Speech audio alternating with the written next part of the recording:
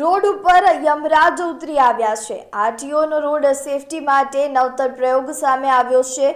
તો મહેસાણાની આ ઘટના છે, જ્યાં રોડ સેફટી મંથ 2025ના ઉપક્રમે વિવિધ રોડ સેફટી અવેરનેસ કાર્યક્રમો વચ્ચે ટ્રાફિકના નિયમોનું પાલન નહીં કરતા લોકો માટે આરટીઓ મહેસાણાએ એક નવતર પ્રયોગ કર્યો છે, જેમાં ખુદ યમરાજને રોડ ઉપર લઈ આવ્યા હતા, જેમને એમની ગદા બતાવીને આરટીઓ સાથે રહી હેલ્મેટ અને સીટ બેલ્ટ વિનાના વાહનોને રસ્તા ઉપર રોક્યા હતા। દૂધસાગર ડેરીના ગેટ અને રાધનપુર ચોકડી પર આ પ્રયોગ કરાયો હતો, જેમાં લોકોએ હસતા હસતા પોતાની ભૂલ સ્વીકારી હતી અને રોડ ઉપર યમરાજની હાજરીથી કુતૂહલ ફેલાયું હતું। તો યમરાજે સંદેશો આપ્યો હતો કે મારી ગદાનો પ્રહાર ખાલી હેલ્મેટ જ રોકી શકે છે। હું તમને ગમે ત્યાં મળી શકું છું, એટલે નિયમોનું પાલન કરો અને મારી સાથે મીટિંગ ના થઈ જાય એનું ધ્યાન રાખો।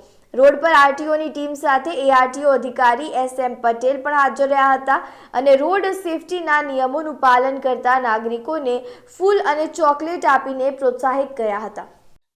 રોડ સેફટી મંથ 2025 અંતર્ગત આજે અવેરનેસના જે કાર્યક્રમો જે કરીએ છીએ એની અંદર આજે એક નવતર પ્રયોગ કર્યો છે કે જેમાં મહેસાણા જિલ્લાના જે રાધનપુર ચોકડી અને ડેરી રોડ છે, ડેરી રોડ ઉપર જે લોકો રોડ સેફટીના નિયમોનું પાલન નથી કરતા, હેલ્મેટ સીટ બેલ્ટ નથી પહેરતા, એવા લોકો માટે આજે એક સોફ્ટ એન્ફોર્સમેન્ટનો કાર્યક્રમ કર્યો છે કે જેની અંદર જે લોકો પાલન કરે છે એમના માટે ચોકલેટ અને ફૂલનું એમને અભિવાદન કરી એમને પ્રોત્સાહિત કર્યા છે। સામા પક્ષે જે લોકો એનું પાલન નથી કરતા એ લોકો માટે અમે એક યમરાજની વ્યવસ્થા આજે કરી હતી કે જે યમરાજ એમને એમની ભાષામાં સમજાવે કે ભાઈ હું અહીંયા છું અને હાલ નકલી વેશમાં છું, પણ બની શકે કે તમારી પાસે હેલ્મેટ નથી તો આગળ 5 કિલોમીટર દૂર હું તમને અસલી રૂપમાં પણ મળી જાઉં। એ સંજોગોમાં મારી ગદાનો પ્રહાર તમારી હેલ્મેટ હશે એ જ વેઠી શકશે। તો આ રીતે લોકોમાં જાગૃતિ કરવા માટે અમે નવો પ્રયોગ કર્યો છે અને લોકોએ આને સારો પ્રતિસાદ આપ્યો છે અને હસતા હસતા પોતાની ભૂલો સ્વીકારી છે।